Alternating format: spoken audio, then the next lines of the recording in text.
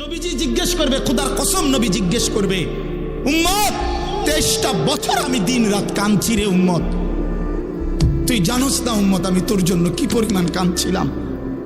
সারাটা রাত আমি কেঁদেছি, তায়েফের পাথরের আঘাতে আমার পিঠ ছিদ্র ছিদ্র করে ফেলছে, আমি ক্ষুধার কষ্টে পেটে পাথর ভাঙছি, আমার ঘরের চুলায় আগুন জ্বলে নাই, আমি দান্দার শহীদ করে সারাটা দেহ রক্ত মাখা হয়ে বেহুশ হয়ে উহুদের প্রান্তরে পড়েছিলাম, এত কাঁদলাম, এত রক্ত ঝরাইলাম, 23 বছরের বিনিময়ে উম্মত আমি বুঝি তোর কলজাটা নরম করতে পারলাম না। কি বলবেন ভাইয়া? এই ছেলেরা বাপ কি বলবা তোমরা?